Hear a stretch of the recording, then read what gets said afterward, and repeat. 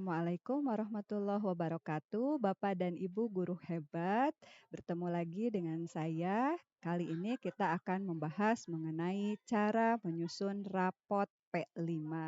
Setelah di video sebelumnya kita sudah membahas mengenai cara merencanakan asesmennya, maka di sini kita akan mencoba membahas mengenai bagaimana cara pengolahan hasil asesmen yang sudah Bapak dan Ibu kumpulkan baik pada saat asesmen formatif maupun pada saat asesmen sumatifnya.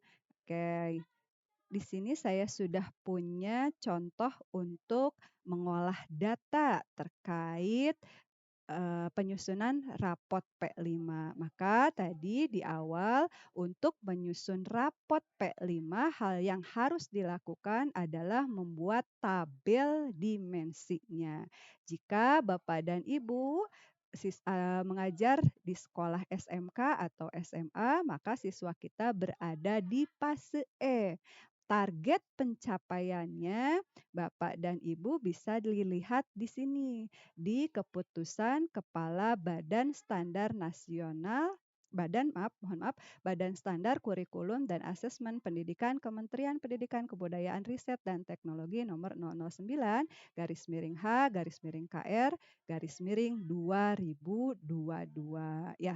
Jadi nanti kalau untuk yang sebelah kiri di sini ini untuk mengetahui tahap mulai berkembangnya. Berarti siswa berada di tahap mulai berkembang jika berada di akhir fase D. Gitu ya Bapak dan Ibu.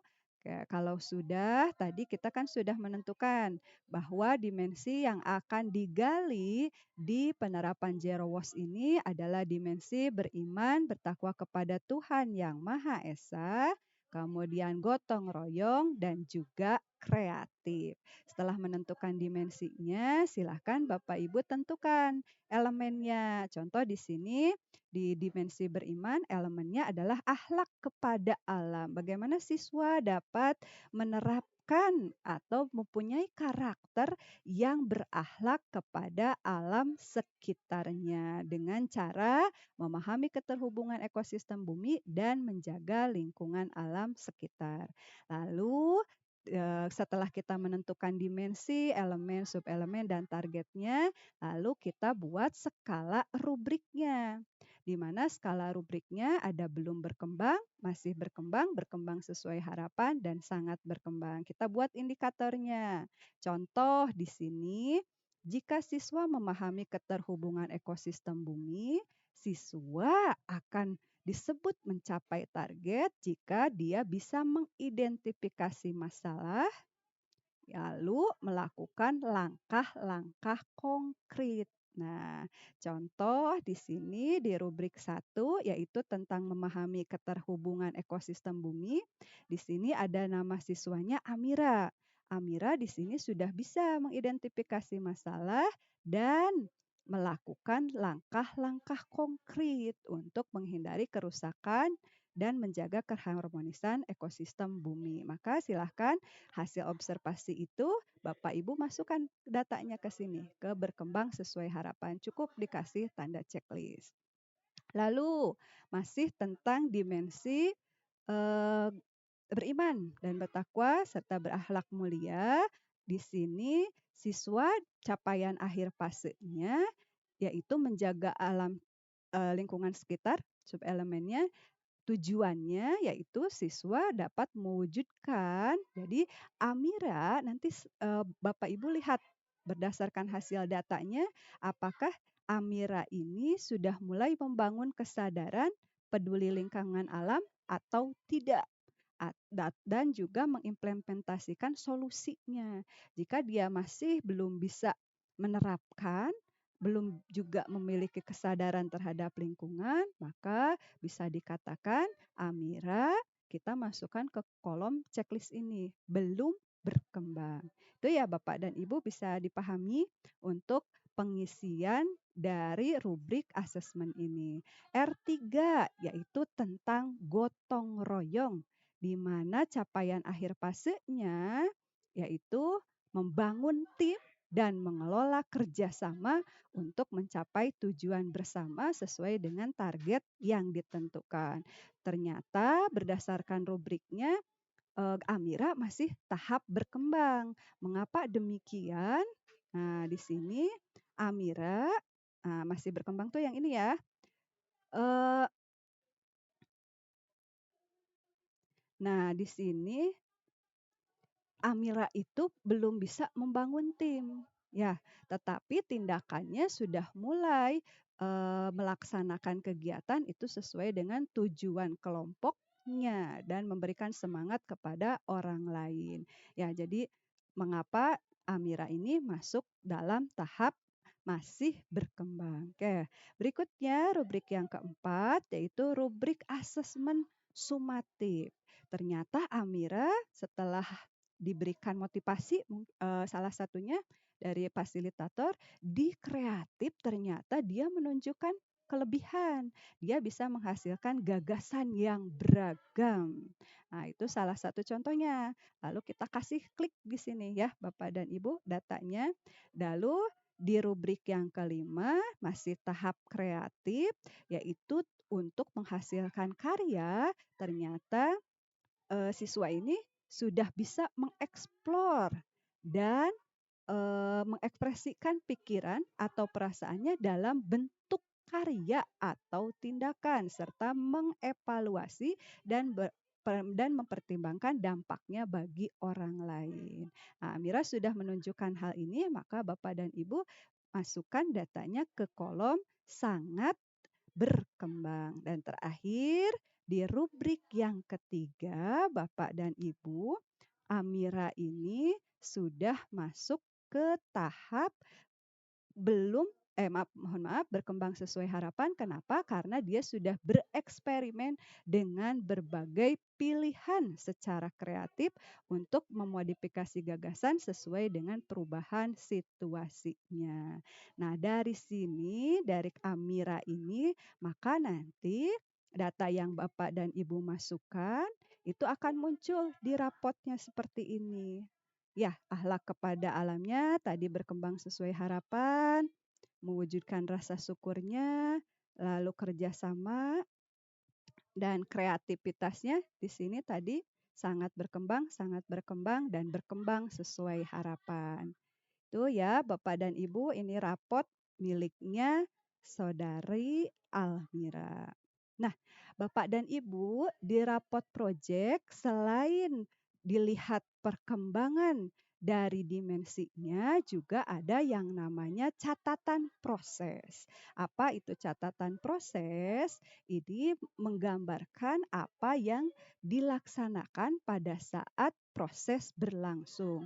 Mana yang istilahnya tadi kan rubriknya ada berkembang, belum berkembang, masih berkembang, berkembang sesuai harapan atau sangat berkembang.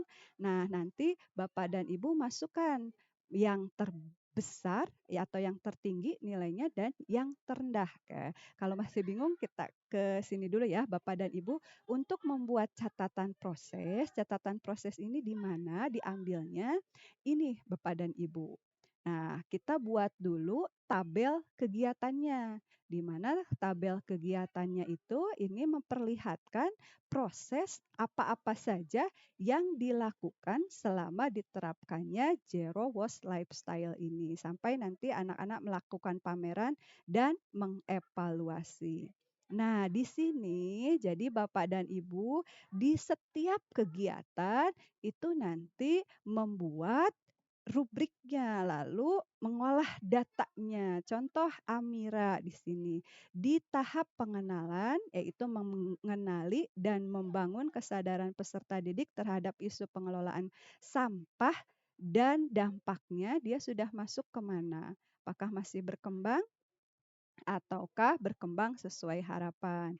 Kemudian di tahap kedua yaitu tahap kontekstualisasi, mengkontekstualisasi masalah di lingkungan terdekat. Siswa sudah bisa mengidentifikasi nih masalah yang ada di lingkungan sekitar, maka dia berkembang sesuai harapan.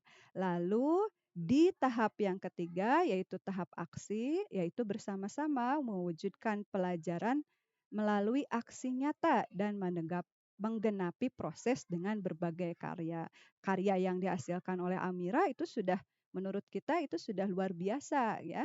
Jadi kita masukkan ke berkembang sesuai harapan. Dan yang terakhir, nah, di tahap ini, tahap terakhir, tahap refleksi dan tindak lanjut, di mana kegiatannya siswa itu melakukan evaluasi terhadap kegiatan aksi, mewujudkan dan meluaskan aksi. Jadi jangan sampai kegiatan ini penerapan zero waste ini hanya dilaksanakan pada saat kegiatan P5. Nanti anak-anak membuat tindak lanjutnya, diharapkan zero waste ini bisa dilaksanakan dalam kehidupan sehari-harinya. Maka di sini misal Amira sudah membuat meluaskan aksinya, maka dia termasuk di sangat berkembang. Jadi nanti Bapak dan Ibu setelah dibuat rubriknya tadi untuk setiap tahapan kita masukkan ke sini. Ini untuk Amira di tahap 1 masih berkembang, tahap 2 berkembang sesuai harapan, mewujudkan aksi. Kita lihat misalkan oke. Ini untuk Amira di berkembang sesuai harapan ya. Mohon maaf ada setelah diteliti ternyata Amira tuh ya betul, maaf. Oke, betul ya. Oke, kita kembali lagi ke sini. Di tahap aksi masih tahap berkembang sesuai harapan dan di tahap refleksi dia sudah sangat berkembang. Maka catatan prosesnya diambil dari yang skalanya terbesar dan skala yang paling kecil. Jadi catatan prosesnya tadi yang terbesar di tahap lanjut. Ya, di tahap tindak lanjut. Maka Amira sudah mahir atau sangat berkembang pada tahap refleksi dan tindak lanjut, yaitu melakukan evaluasi terhadap kegiatan aksi dan melakukan aksi. Dan tadi Bapak dan Ibu, ternyata ini yang paling kecil itu di tahap ke-1. Maka di sini dan sudah mulai berkembang, kita masukkan ke sini, dan sudah mulai berkembang pada tahap pengenalan, mengenali dan membangun kesadaran peserta didik terhadap isu pengelolaan sampah. Nah, jadi Bapak Ibu sekarang bisa dipahami ya dari mana dapat catatan prosesnya. Catatan proses diambil dari rubrik penilaian setiap kegiatan di P5 ini. Sedangkan untuk dimensi itu diambil dari setiap subelemen yang tadi sudah kita sepakati bersama dengan tim fasilitator, disesuaikan dengan catatan di akhir fasenya. Oke, ini untuk contoh Amira, nanti Bapak Ibu tinggal masukkan untuk nama-nama siswa yang lain di sini ya. Ini untuk rubrik 1, rubrik 2 gitu ya. Tuh, oke. Untuk setiap dimensi tahapannya dia sudah masuk ke mana. Lalu yang ini untuk catatan proses tadi sesuai dengan tahapan kegiatannya dia masuk ke mana sehingga nanti diperoleh catatan prosesnya. Baik Bapak dan Ibu, mudah-mudahan apa yang saya sampaikan bisa dipahami. Terima kasih sudah menonton tayangan ini. Semoga tayangan ini bermanfaat. Assalamualaikum warahmatullahi wabarakatuh.